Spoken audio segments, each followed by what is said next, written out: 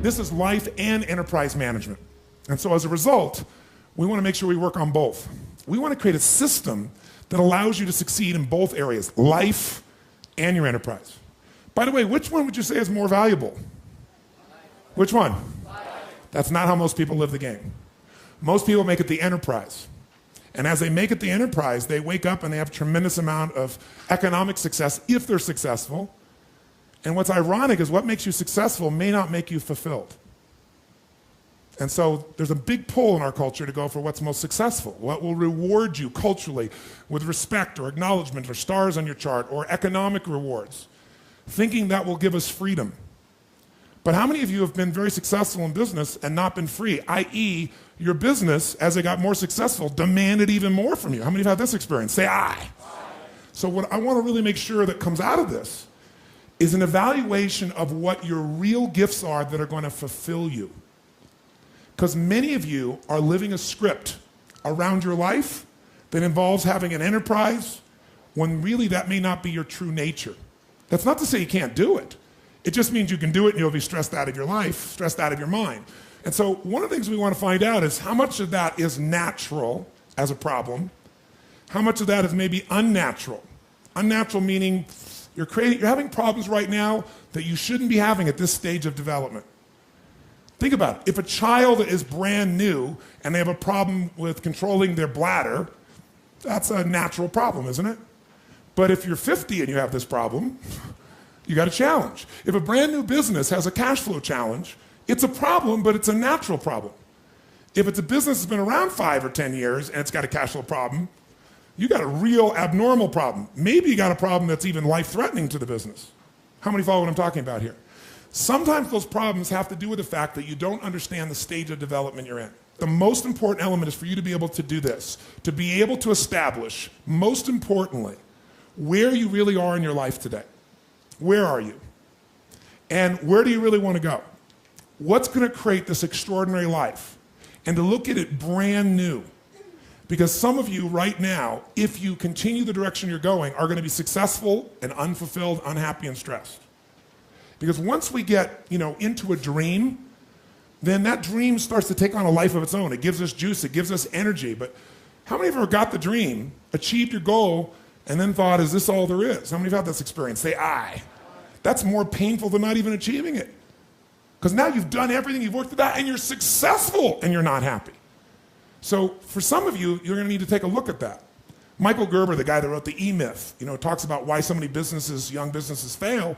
And one of the things he says is most people are not really entrepreneurs, but they think that's what they should be. They think that's the sexy thing, that's the most attractive thing, that's the best answer. And what I say to you is you got to separate the vehicle from the outcome. What is it that's going to truly fulfill you? What is it that's going to give you that extraordinary life? What's going to make things magnificent on your terms, not somebody else's terms, not your father, your mother, your background? What is that really? Separate the vehicle, because there's many ways to get to that vehicle. I was here in town just the other day, and I met a gentleman over here, Steve Wynn's a good friend of mine, who started, who basically built most of Las Vegas. And he built just recently, the Wynn Casino, not a few years back, $2.7 billion hotel.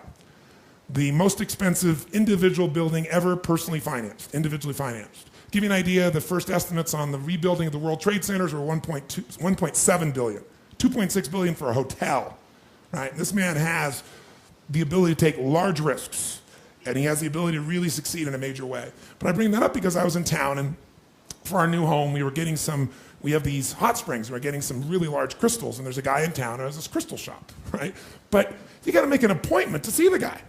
And it's unbelievable. So I get to know him and talk to him and find out he's great friends with Steve. He's been skiing with Steve for 20 years. This guy used to have this business. He sold the business, didn't actually make that much money, but he was tired of the stress of the business. And he said, I'm just gonna do what I love. And what I love to do is ski every day. So what he did was he started this little crystal business, made plenty of money, in this little business, had set aside some money from his previous business, and he gets up every day and skis, has a blast, and he has this unbelievable lifestyle. Because, he's Steve Wynn's guest everywhere. He flies on the Gulfstream, doesn't have to pay for it, right? Doesn't pay the insurance, doesn't have to pay for the fuel, doesn't worry about maintenance, managing it, or anything. And he's telling me about all these things he does in his life, and he has a $1 billion lifestyle, billionaire's lifestyle. But he structured his life in a way that's fulfilling, where he has time for his grandkids, where he has time for his wife, where he has time for his passions. But he just does it in a different way.